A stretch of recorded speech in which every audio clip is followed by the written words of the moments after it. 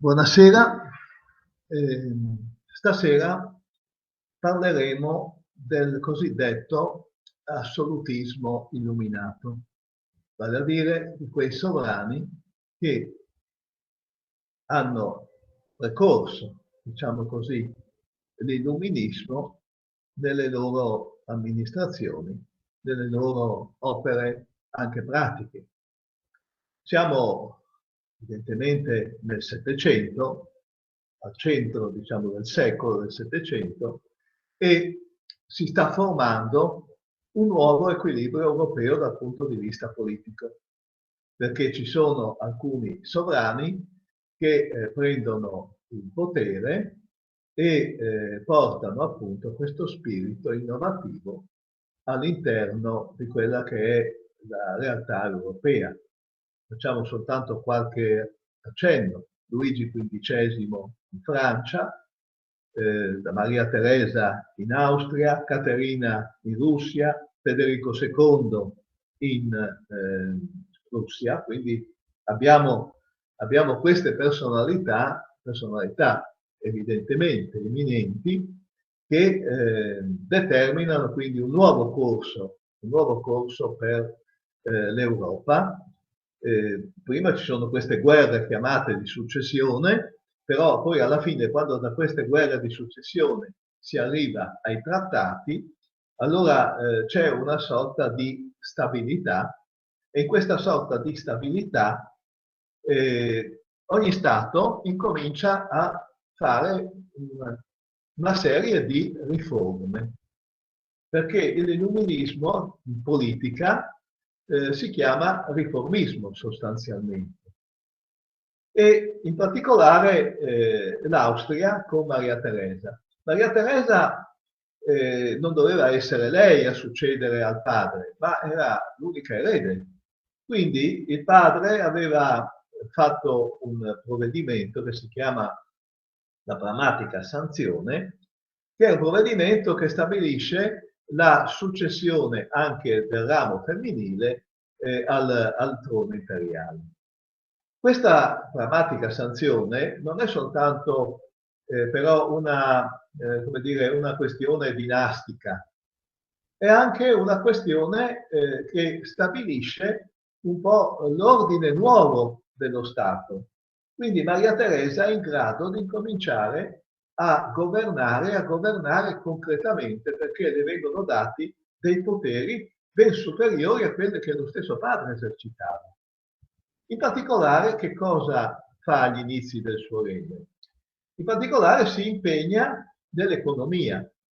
L'Austria era un paese chiuso, l'impero austriaco era un paese abbastanza chiuso, non aveva uno sviluppo commerciale e quindi bisognava rilanciare i commerci, ed è il primo provvedimento legislativo che naturalmente Maria Teresa fa nei confronti appunto dei suoi concittadini. Apre per esempio la strada del Semmering, che era quella che univa l'Austria all'Italia.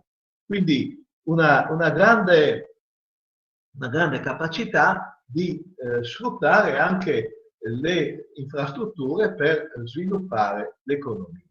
Poi viene anche favorita dal fatto che, per quanto riguarda diciamo, l'Italia, al di qua delle Alpi, veniva favorita dal fatto che c'era una generale decadenza in Italia in quel momento, e quindi la forza austriaca aveva la possibilità di imporsi anche dal punto di vista economico. Che cosa è allora la funzione, qual è la funzione del re nei confronti dei suoi sudditi? Innanzitutto il re non è solo un amministratore, è prima di tutto un servitore dello Stato. Quindi non è lo Stato, come diceva Luigi XVI, lo Stato sono io, ma è un servitore dello Stato. E in quanto a servitore dello Stato è anche colui che dà delle idee, è un ideologo, è colui che uniforma lo Stato alle sue idee. Ecco perché l'illuminismo fa subito breccia, perché il re lo impone e quindi viene chiamato anche dispotismo illuminato, perché da una parte si impongono le cose, ma dall'altra sono delle cose che aprono i commerci, aprono l'economia, aprono soprattutto alcune cose importanti nella società. Pensiamo soltanto, parlando di Maria Teresa e anche di Federico II, all'apertura delle scuole obbligatorie per tutti. E quindi c'è questo ruolo del re come ideologo. E dunque, essendo da lui che partono anche le idee, il potere non può essere, diciamo, diffuso in tutto il territorio, ma deve essere concentrato nelle mani del re o comunque dei suoi ministri, chiaramente. Quindi il potere viene ad essere un potere che ordina lo Stato. Per esempio, Maria Teresa che cosa fa? Adesso si discute, no? Anche in Italia sul nuovo catasto e tutte queste cose qua. Tra i primi provvedimenti è quello proprio di riformare il catasto, la scuola. Poi anche una cosa molto interessante che ho trovato proprio in questi mesi, facendo la vita di un personaggio nato in Trentino, che aveva istituito delle scuole tecniche. Cioè, quello che noi in Italia oggi manca, che sono proprio le scuole tecniche, già nel 1700 Maria Teresa le aveva istituite, ma in una maniera intelligente, io lo dico, perché questo personaggio del Trentino aveva la possibilità non di frequentarla con continuità, ma aveva diciamo il tempo estivo per poter lavorare nella bottega del padre che era falegname e d'inverno andava a imparare la teoria, andava a imparare come si fa il falegname e d'estate lo applicava nella bottega, nella piccola attività artigianale del padre. Quindi la cosa importante è appunto quella di dare delle cose pratiche allo Stato e di dare allo Stato soprattutto la capacità di essere uno Stato ben governato, governato dal centro. E questo giustifica anche, come sapete, anche la nostalgia che nel Goriziano e nel Trentino hanno tante volte per l'amministrazione austriaca. Quindi un'amministrazione puntuale, un'amministrazione che è gerarchicamente organizzata e che vede al suo centro appunto la figura del re.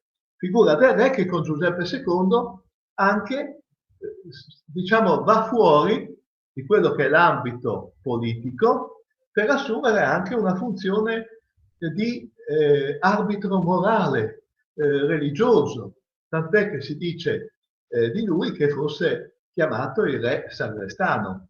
Il re sagrestano proprio perché si interessava anche delle cose della religione, tant'è vero che proprio il passaggio che c'è stato qui in Friuli nel 1790 del Papa Pio VI era quello di andare a Vienna per omaggiare l'imperatore ovviamente, ma anche per trattare perché l'imperatore si occupava troppo spesso appunto delle cose della Chiesa, tanto da essere chiamato, come vi ho detto, sagrestano. Quindi i maggiori stati europei, quindi l'Inghilterra, la Prussia, l'Austria, la Francia, il Portogallo, quindi sono tutti presi da questa, diciamo, volontà, di riforma, di questa volontà di sviluppare la loro, soprattutto, economia. Ma qual è l'ostacolo che trovano? L'ostacolo che trovano è che ancora la borghesia non è abbastanza sviluppata per poter prendere in mano la gestione del paese, tant'è vero che quasi ovunque ancora domina la nobiltà e domina anche il clero, quindi c'è la difficoltà di questi monarchi di dover governare appunto con delle persone che non hanno quella sensibilità verso quelle che sono le loro idee, verso quelle che sono soprattutto le loro aspirazioni per uno Stato che fosse efficiente, per uno Stato che fosse riformato. Però con la volontà e con il potere che hanno, che cosa portano avanti? Portano avanti una serie, come vi ho detto, di riforme economiche, giuridiche, culturali. Quindi lo Stato diventa un promotore di una ricchezza della gente, soprattutto appunto di quella classe borghese che sarà poi quella che farà, diciamo così, in Francia la rivoluzione, ma in Inghilterra porterà per esempio ad un passaggio abbastanza tranquillo di gestione appunto dello Stato e della società. Ma guardiamo alcuni di questi sovrani perché sono interessanti nella loro diciamo, personalità. Per esempio Federico II, Hohenzollern, re di Prussia, la Prussia sapete è la parte alta della Germania, la parte nord-orientale della Germania, era conosciuta la Prussia per essere uno stato militaresco, quasi una caserma la chiamavano, no? E in questa caserma, a un certo punto arriva questo Federico II, arriva nel 1740, quindi siamo alla metà del Settecento, e incomincia a riformare le cose. In uno Stato dove tutto era rigido, tutto era fermo, per esempio, che cosa porta? Cose importanti. La libertà di stampa. La libertà di stampa allora non era una cosa molto diffusa, perché tra l'altro c'era poca stampa, diciamo, pochi giornali, poche fonti di notizie, ma la libertà di stampa in uno Stato rigido e autoritario significa molto. Quindi significa che nella stampa si può anche criticare il sovrano. Quindi il sovrano cosa farà? Il sovrano avrà attenzione a non farsi criticare, quindi a fare le cose per bene. Un'altra cosa importante che altri stati non fanno è l'abolizione della tortura. Federico II abolisce appunto questa pratica che è una pratica incivile. E poi un'altra cosa sempre applicata in Prussia è la tolleranza religiosa. La Prussia era protestante, quindi aveva, diciamo, delle preclusioni sia nei confronti dei cattolici sia nei confronti degli ebrei, no? Sappiamo queste cose. E quindi la tolleranza religiosa permette a tutti i cittadini di seguire la religione che desiderano, anche di non avere una religione. Poi, anche qui, la istruzione obbligatoria dai 5 ai 13 anni e poi soprattutto il controllo delle finanze. Quello che noi oggi non abbiamo in Italia e in molta parte degli stati europei è proprio quella attenzione all'equilibrio del bilancio, che è molto importante perché uno Stato che si indebiti è forzatamente uno Stato debole. Ecco perché Federico II cercherà evidentemente di essere coerente in queste cose e quindi di promuovere una politica economica che viene chiamata mercantilistica. Mercantilistica uguale a quella che poi applicheranno sia in Inghilterra sia in Francia soprattutto. E questa politica mercantilistica che cosa prevede? Prevede la libertà dei commerci, quindi la circolazione delle merci, quindi anche l'esportazione, quindi i prodotti che vengono esportati producono all'interno dello Stato, producono la valuta pregiata, che è poi quella che arricchisce poi le casse dello Stato, come noi oggi in Italia, le rimesse, diciamo, di chi porta valuta pregiata arricchiscono evidentemente la società. Ma soprattutto Federico II ha anche una prudenza che è quella, sì, di lasciare la libertà di commercio, però non esportare le materie prime, perché esportare le materie prime poteva indebolire la Prussia e rafforzare le potenze straniere, così come importare delle cose che fossero strategiche, per lui era una forma di rafforzare le potenze straniere. Quindi che cosa inventa? Inventa quello che è una pratica che poi è stata a lungo anche da noi praticata in Europa, che è l'invenzione della dogana, quindi protezioni doganali, quindi soprattutto controllo dello Stato sulla circolazione della moneta. Quindi questo fatto porta anche alla diciamo, difficoltà per Federico II di esportare talune merci che la Prussia produceva. In particolare la porcellana. La porcellana è un prodotto lavorato, è un prodotto molto richiesto in Europa, ma la politica doganale poi sua chiedeva delle diciamo, ritorsioni anche dagli altri. Quindi l'acquisto della porcellana prussiana diventava proibitivo e solo i ricchi potevano assumersela, quindi un mercato molto ristretto. Quindi ecco che da un punto di vista economico, anche se era stato un provvedimento illuminato, come si dice, dal punto di vista economico, per esempio, il settore della ceramica diventa, e della porcellana diventa un settore in crisi. Diventa un settore in crisi. Un altro intervento che fa Federico II è quello sulla proprietà terriera. Fino ad allora diciamo che le tasse in Prussia venivano pagate sulla base del reddito fisso ordinario dei campi.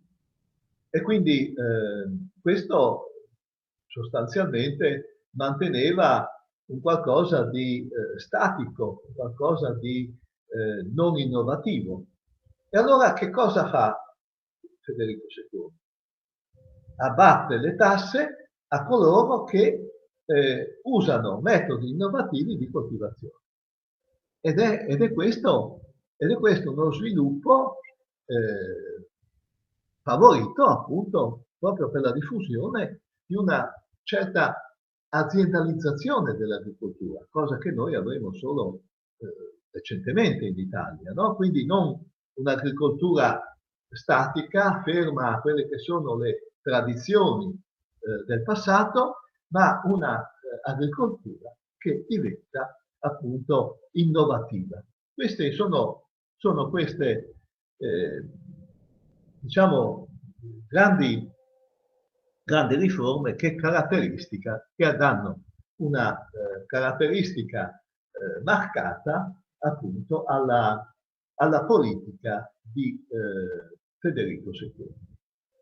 Parlando poi dell'Austria, perché credo che l'argomento anche del nostro corso è incentrato su quelle che sono le riforme austriache, perché Gorizia, Cormons erano, diciamo, nell'Austria, quali sono i punti della riforma nell'impero Innanzitutto l'abolizione, questo anticipa anche quello che avverrà in Francia, l'abolizione dei privilegi nobiliari e ecclesiastici. Quindi di fronte alla legge tutti sono uguali, nobili e non nobili, preti o non preti, borghesi o non borghesi. Poi, anche qui, come in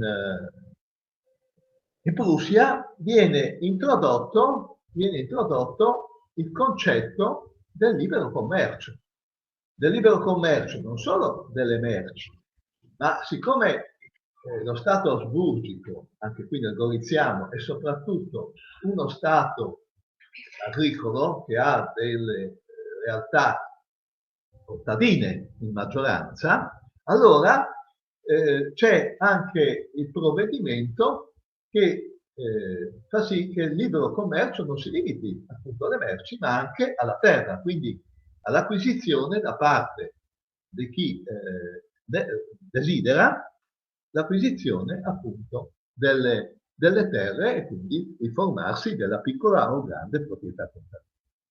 Poi abolizione, evidentemente, dal punto di vista se Federico II lascia la libertà di stampa, Maria Teresa pensa soltanto appunto a abolire la censura, ma è molto meno liberale, diciamo così, di quello che farà Federico II.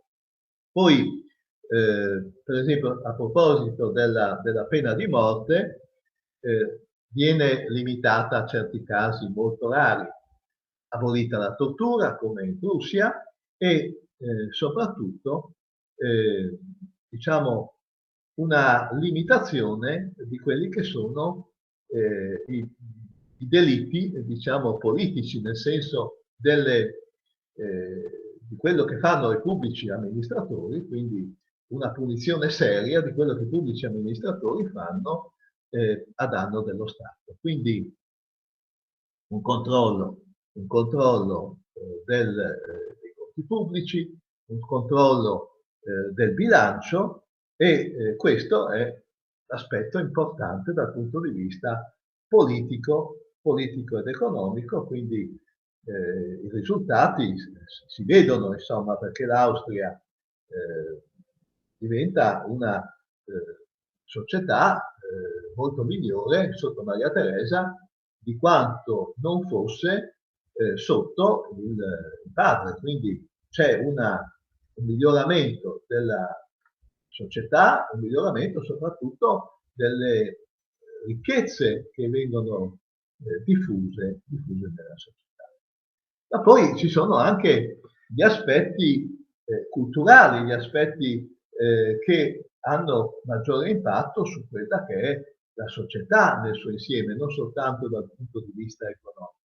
Per esempio, l'abolizione del potere della congregazione dei Gesuiti e dell'Inquisizione. Perché? Perché i Gesuiti si opponevano all'epoca a questa visione illuminata dello Stato. E oggi paradossalmente i Gesuiti nella Chiesa sono quelli che sono più avanzati nel portare avanti proprio questo tipo di politica illuminata, diciamo così, no? A partire dal sommo pontefice, insomma, no? Quindi, se li aboliscono perché sono troppo conservatori, oggi invece noi notiamo che sono appunto molto, molto innovatori. Poi, come vi ho detto, l'istruzione elementare obbligatoria e poi anche una istituzione che riguarda le università.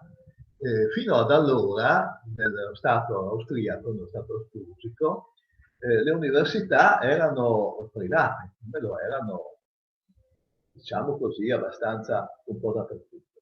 Ebbene, lo Stato si occupa di dare una struttura pubblica alle università, quindi di aprirle evidentemente a chi vuol compiere all'interno degli studi, sono soprattutto i borghesi, quelli che si possono permettere appunto degli anni di studio. Quindi la tolleranza religiosa, la legalizzazione dei movimenti che sono anche, diciamo, non, che non seguono ecco, per forza il potere della Chiesa o il potere dello Stato. Quindi chiaramente si arriva a ad una sommaria ma concreta libertà di culto, per esempio al matrimonio civile, si arriva all'abolizione di talune clausole che venivano messe a scopo religioso, ma che in realtà poi magari non lo erano, erano soltanto a scopo di controllo di quella che era la società, quindi anche dal punto di vista della giurisdizione si va a creare un nuovo codice penale che stabiliva appunto l'uguaglianza e questo anticipa poi il codice no, Napoleone e si aboliscono appunto tutti i privilegi, tutte le forme che in qualche modo danno a qualcuno più potere, più diciamo potere anche economico. Ecco. Per cui questa novità arriva anche in Italia, arriva negli stati in cui l'Austria è presente in Italia, quindi la Lombardia, quindi il Goriziano, quindi anche alcuni stati che sono legati all'Austria come dinastia, pensiamo al Granducato di Toscana. E quindi in Lombardia, perché nascono, abbiamo parlato nelle scorse lezioni del caffè, del Verri, del Beccaria, eccetera, perché nascono questi movimenti? Perché sono favoriti appunto dalla disposizione dello Stato a legalizzare e a incoraggiare tutti coloro che hanno la possibilità di organizzarsi, di dire la loro anche dal punto di vista culturale. Ma non solo, diciamo, paesi all'avanguardia come l'Austria o come la Prussia diventano riformisti, no? Solitamente quando si parla anche oggi di Spagna o di Portogallo si parla, soprattutto in quei tempi, di una certa arretratezza. Ebbene, il Portogallo, nel suo piccolo, nel suo limitato orizzonte, evidentemente, che cosa fa come riforma? Come riforma opera soprattutto nella colonia brasiliana in Brasile. Cioè non tanto in madrepatria, ma in Brasile fa una cosa importantissima perché è un movimento verso la libertà, cioè elimina la schiavitù. Elimina la schiavitù in nome dell'uguaglianza. E questo è importante perché con questo provvedimento, sì, in Brasile si svilupperà poi la società che ha portato poi all'indipendenza. Ma anche la Spagna si muove, anche la Spagna che è retta da un antenato dell'attuale re, Carlo III, anche la Spagna si muove e per esempio ridimensiona, non li abolisce perché in fondo in Spagna ancora il clero è forte, ridimensiona i privilegi sia della nobiltà sia del clero e soprattutto liberalizza gli scambi interni perché le varie regioni spagnole non, non comunicavano tra di loro, avevano come delle barriere commerciali fra di loro. Ebbene, Carlo III abbatte queste barriere, quindi una libertà di commercio interno, non all'esterno, perché all'esterno pone anche lui delle dogane, e soprattutto sviluppa una amministrazione pubblica più efficiente e quindi stabilisce che tutti debbano accettare quella che è la sovranità dello Stato.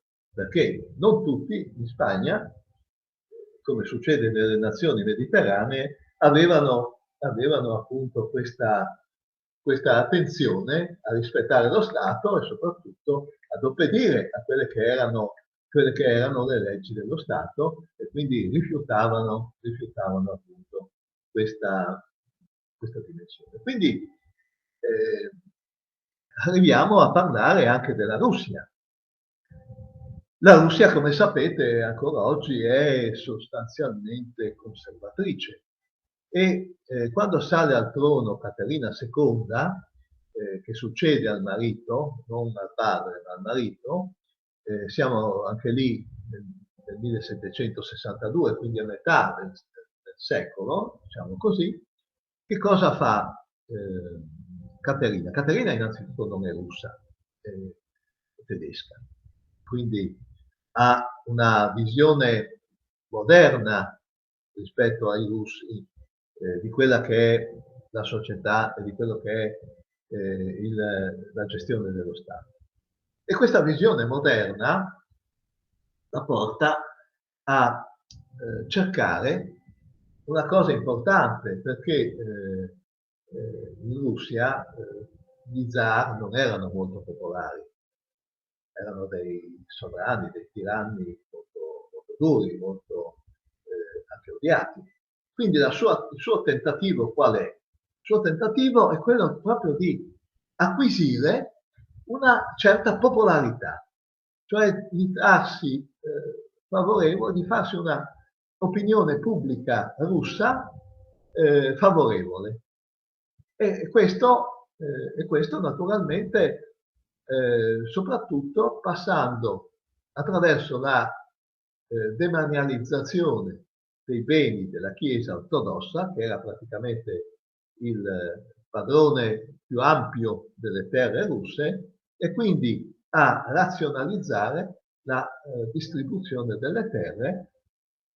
Purtroppo le distribuirà ai cosiddetti latifondisti, no? Se poi andiamo a leggere tutto Guerra e Pace, no?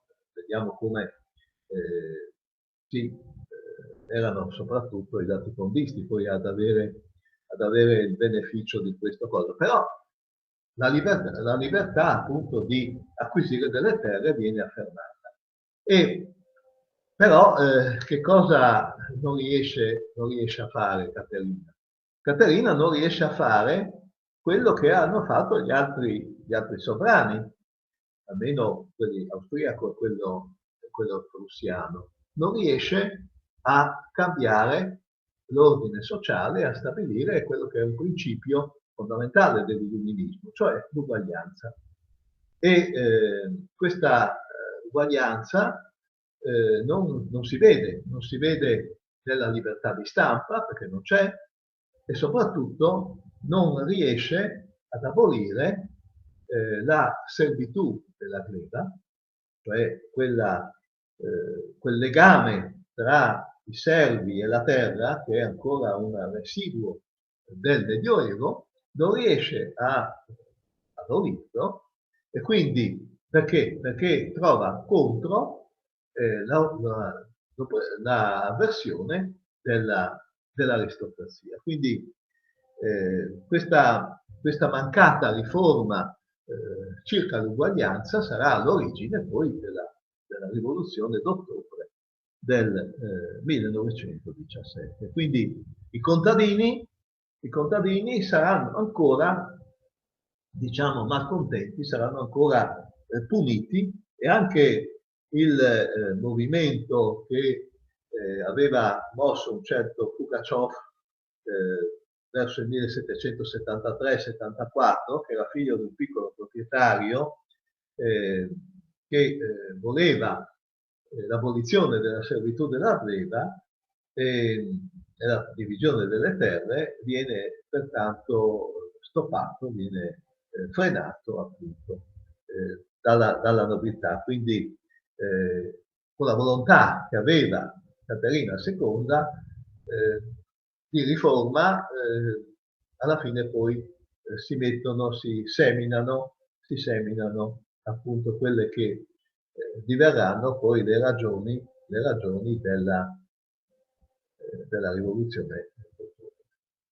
Quindi siamo arrivati a considerare appunto come l'illuminismo sia praticamente considerato dai sovrani come una forma di imporre come dispota, come despoti, cioè non dispota, despoti, una forma di imporre una ragione da usare contro l'ignoranza, cioè per loro, per questi sovrani illuminati, per gli Asburgo come per gli altri, qual è il male che loro sentono? Il male è quello dell'ignoranza.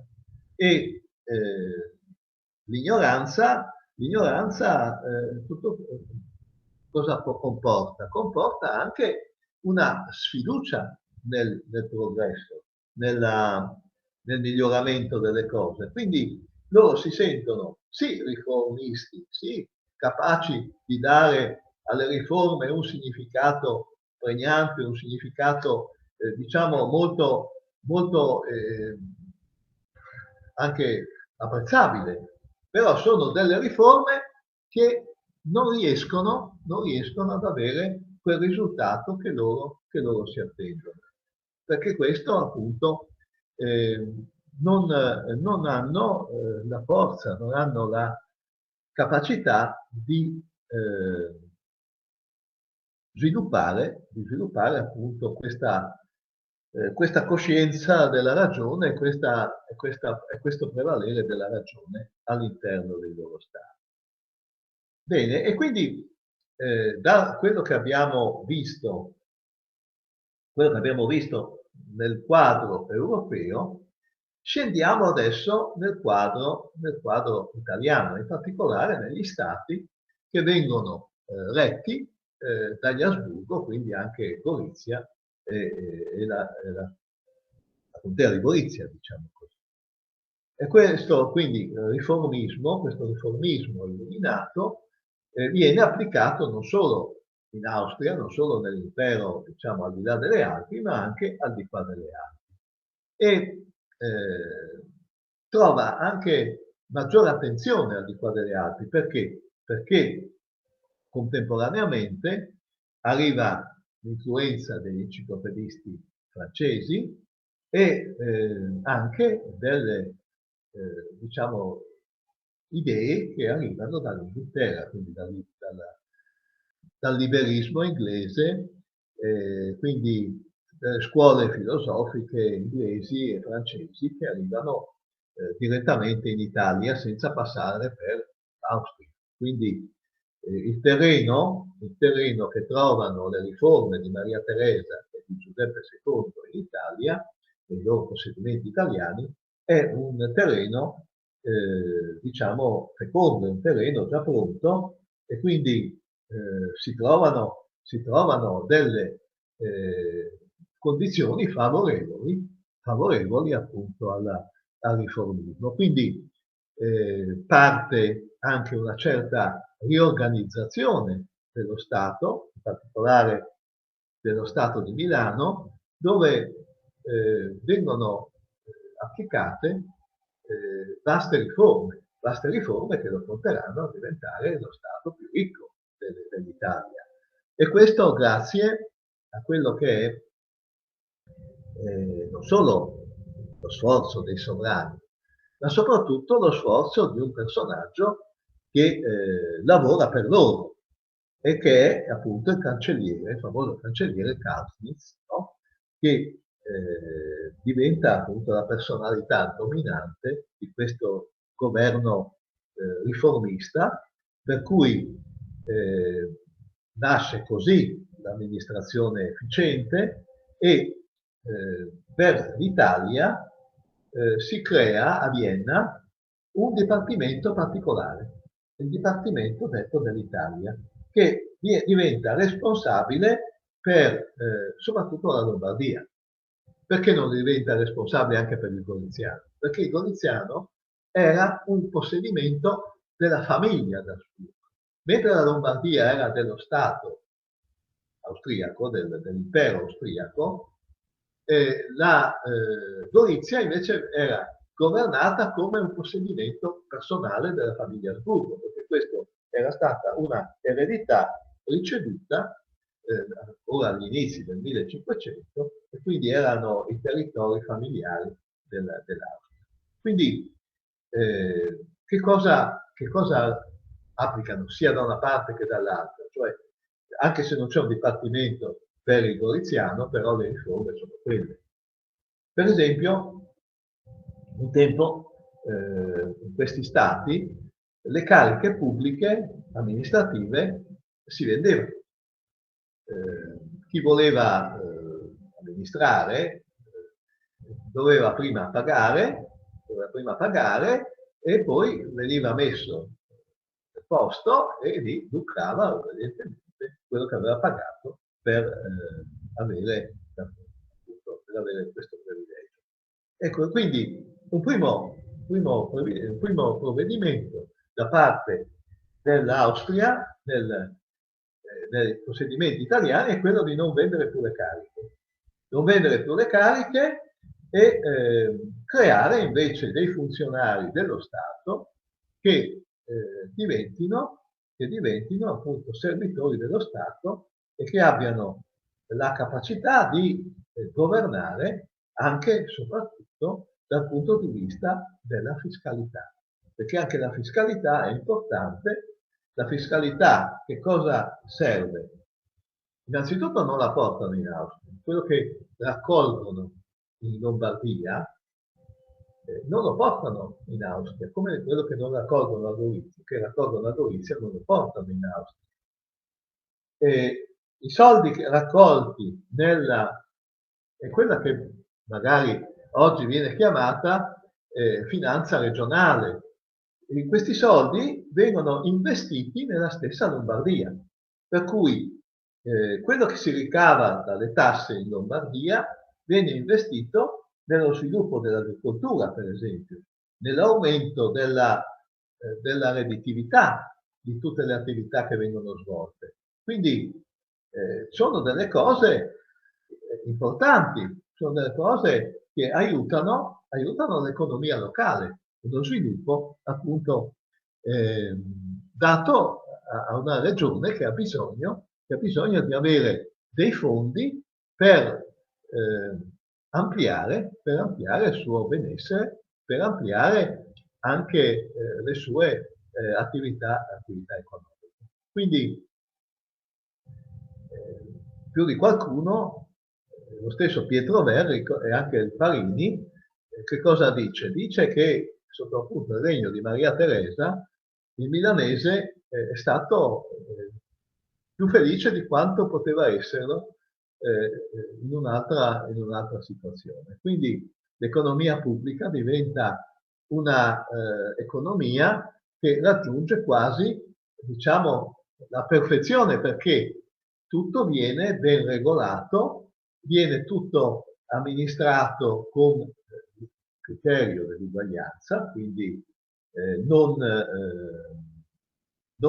diciamo disuguaglianze, non irregolarità e soprattutto appunto le leggi sono uniformi e giuste, come dicono.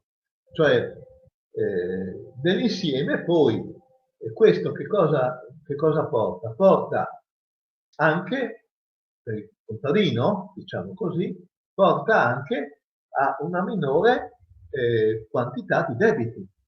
Quindi una minore quantità di debiti significa una maggiore ricchezza. E Maria Teresa, pur essendo conservatrice, pur essendo, diciamo, non, diciamo oggi non la classificheremo come una innovatrice, come qualcuno che ha delle idee nuove, però fa sì di controllare appunto l'amministrazione, l'aristocrazia locale e quindi di motivare ancora di più quella che è la borghesia lombarda. Quindi la borghesia lombarda incomincia a muoversi, a creare occasioni di sviluppo, a creare occasioni di benessere. Ed è quello che il risultato lo vediamo tuttora. Quindi altre riforme vengono poi date da Giuseppe II, perché a un certo punto Maria Teresa muore e resta da solo a governare Giuseppe II. E Giuseppe II che cosa fa? Fa un passo avanti, lo chiameremo anche oggi noi un passo avanti, perché incomincia a riformare la sanità, quindi imposta la sanità pubblica nella Lombardia, riforma le istituzioni assistenziali, quindi cerca i modi migliori per assistere i più poveri e poi soprattutto abolisce quelli che erano ancora dei legami feudali nelle campagne e quindi tutti sono liberi di intraprendere, di muoversi, di avere una capacità, diciamo così, di lavoro e di libertà. Quindi l'Austria e i territori austriaci sono privilegiati in qualche modo nella realtà italiana. E questo privilegio evidentemente deriva da una capacità di riforme e di intelligenza anche da parte dei suoi governanti. E poi anche qualcosa negli stati italiani viene ad essere attirato da questo esempio, no? Non grandi cose, perché, come dicevo, gli stati italiani in quel momento sono dei conservatori, ma per esempio a Venezia ci sono alcuni movimenti. Nel 1764 nasce un'attenzione alle riforme diciamo, soprattutto delle leggi che non hanno una ormai organicità all'interno di quello che è lo sviluppo del 1700. Certamente c'è ancora l'autorità della Repubblica di Venezia, c'è il conservatorismo della Repubblica di Venezia, però quello che succede a Milano interessa più di qualcuno e esce appunto nelle stamperie venete esce un libretto che con l'economia sembra che non abbia chissà quale legamento, ma il titolo è appunto del celibato, ovvero della riforma del clero romano. Che cosa può c'entrare con l'economia? All'interno di questo titolo, diciamo così, che riguarda il celibato ecclesiastico, escono tutte le idee per riformare le leggi civili, perché con la scusa del celibato ecclesiastico si propone il famoso contratto sociale di Rousseau, si propone anche di arrivare ad una valorizzazione delle persone, quindi all'uguaglianza. I movimenti poi, soprattutto quindi Venezia, ma non rimane ferma lì, insomma, no? Dovrà arrivare Napoleone per svegliare.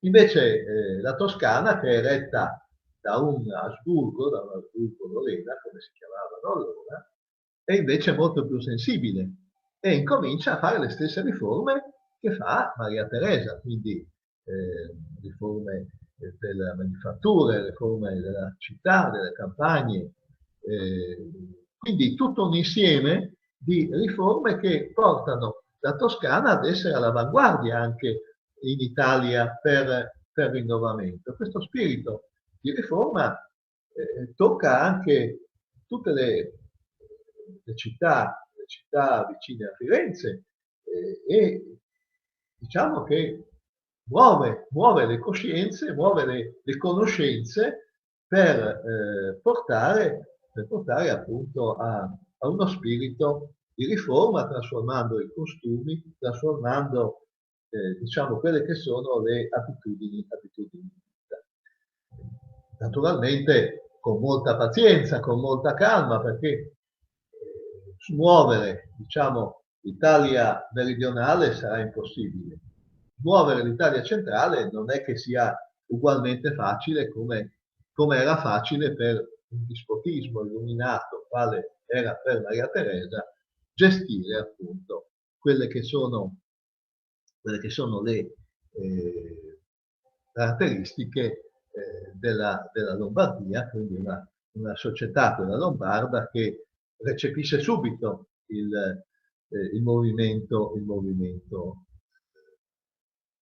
diciamo, di cambiamento, di riforma. Quindi attraverso quello che arriva da Francia, da Austria, diciamo da Oltralpe, anche in Italia si va formando una coscienza innovatrice nello spirito dell'illuminismo. Quindi ci sono ancora delle contraddizioni, ci sono ancora delle, diciamo, problematiche, per esempio, nell'apertura alla borghesia, nell'apertura anche a delle riforme, però si incomincia appunto ad essere sensibili dal punto di vista anche pratico, non soltanto culturale, a quella che è la proposta dell'illuminismo, che significa uguaglianza, che significa leggi più giuste, che significa soprattutto una politica che sia più diretta verso diciamo, i cittadini che non verso appunto i privilegi dei nobili e dei cleri. Quindi eh, la politica dei riformatori conosce, a livello borghese ovviamente, conosce conosce un successo che diventa importante poi perché quando arriveranno Napoleone e le riforme della rivoluzione francese troveranno già delle personalità sensibili ad avere questa volontà di cambiamento, questa volontà che è una volontà naturalmente che porta avanti, che sorregge e che soprattutto porta a una migliore amministrazione, una migliore economia e anche all'apprezzamento di una componente che è essenziale, quella componente che si chiama evidentemente libertà. Quindi nel percorso dello spirito illuminista, la riforma che portano i sovrani europei, questi despoti illuminati, è molto importante perché una cosa è per il movimento culturale partire dal basso. Invece qui vediamo come l'unione tra un gruppo ristretto di cultura, che è quello dell'enciclopedia, e soprattutto questo gruppo di sovrani che cercano un'amministrazione perfetta, un'amministrazione ideale per migliorare lo Stato, per migliorare anche il rapporto con i concittadini, no? Il fatto che si pongano come servi dello Stato, questo è importante perché ci insegna anche a noi, insomma, no? Che tante volte ci serviamo dello Stato. Invece loro pensano appunto di costruire una nuova società che abbia efficienza economica, evidentemente, ma anche l'efficienza dal punto di vista amministrativo. Quindi qualcosa di nuovo nasce anche in Italia e questo qualcosa di nuovo proprio ha le sue radici nei contenuti dell'illuminismo e quindi nei contenuti delle riforme che appunto hanno anche poi dei seguiti, che saranno quelli che porteranno appunto al cambiamento totale che avverrà con il passaggio di Napoleone Bonaparte al di qua delle Alpi e quindi con quello che sarà un trauma, quello dell'esercito francese che passa in Italia e che cambia tutto con la forza delle armi, ma quel cambiamento è ancora in vigore perché tante cose cambiate con lo spirito dell'illuminismo e della rivoluzione francese e delle varie rivoluzioni, tenuto conto anche di quelle austriache, le abbiamo ancora oggi e sono fondamento, fortunatamente, anche di tante parti della nostra libertà. Bene, io mi fermo qui, la prossima volta riprenderemo questi argomenti di riforma e di cambiamento introdotti dall'illuminismo. A tutti voi una buona serata.